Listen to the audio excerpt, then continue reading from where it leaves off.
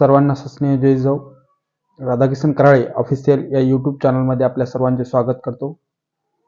आज आपण या व्हिडिओमध्ये मुख्यमंत्री माझी लाडकी बहीण योजना बऱ्याच महिलांचे जी नोव्हेंबर आणि डिसेंबर महिन्याचे जे पैसे आलेले नाहीत याबद्दल विचारणा होत आहे.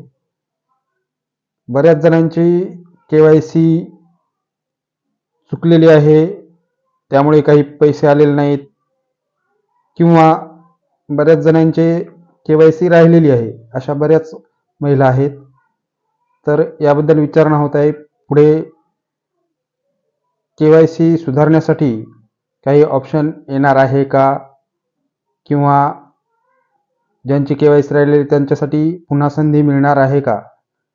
तर राज्य शासनाच्या निर्देशानुसार पुढील जी KYC आहे ती जून 2026 मध्ये सुरू होणार आहे. परंतु तोपर्यंत ज्या महिलांची KYC चुकलेली आहे किंवा ज्यांची KYC राहिलेली आहे अशा महिलांचे हप्ते बंद राहणार का? तसेच विविध प्रसारमाध्यमांद्वारे माहिती फिरत आहे की तुमच्या बँकला लिंक किंवा आधारला लिंक, बँक, DBT स्टेटस वगैरे अशा प्रकारचे मेसेज फिरत आहेत. तर असे आधार किंवा बँक ॲक्टिव्ह किंवा लिंक नसते तर पहिले जे हप्ते आहेत नोव्हेंबरपर्यंत ते पडले नसते. असे विविध कारणांना काही पर्याय नाही, परंतु DBT वगैरे लिंक हे सर्व आहेत, परंतु जी KYC मध्ये चुकलेली आहे अशा महिलांसाठी त्या महिलांनी विचारणा करणे महत्त्वाचे आहे. जसे की महिला व बालविकास विभागामध्ये जाऊन आपली KYC चुकलेली आहे याबाबत लेखी तक्रार किंवा विचारणा करणे महत्त्वाचे आहे. आपण याचा पाठपुरावा जर नाही केला तर आपल्या जो हप्ता आहे तो यापुढे बंद होणार आहे. त्यामुळे ज्या महिलांचे लाडकी बहीण मुख्यमंत्री माझी लाडकी बहीण योजनेचा जो नोव्हेंबर आणि डिसेंबरचा जो हप्ता आहे तो पडला नाही अशा महिलांनी तातडीने त्याबाबत पाऊल उचलणे महत्त्वाचे आहे.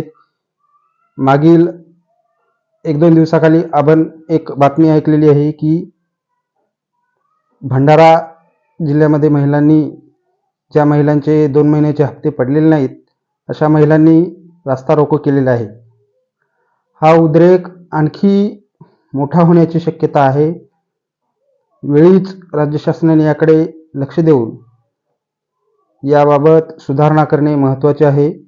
आणि याच योजनेच्या आधारे राज्य शासनाने बऱ्याच ज्या निवडणुका आहेत, नगरपालिका असो किंवा महानगरपालिका असो किंवा येणाऱ्या ज्या आहेत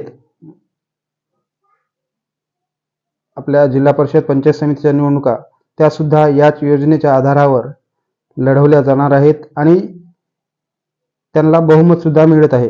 परंतु ज्या अपात्र ठरलेल्या आहेत यामध्ये बऱ्याच महिलांची KYC मध्ये चूक झालेली आहे आणि बऱ्याच महिलांना सुद्धा त्यांची KYC करता आलेली नाही. अशा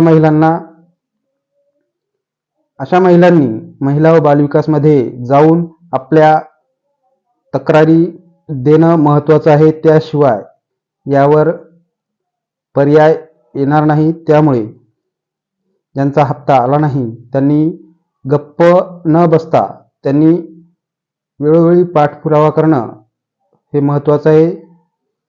नाहीतर आपला हप्ता हा बंद होणार आहे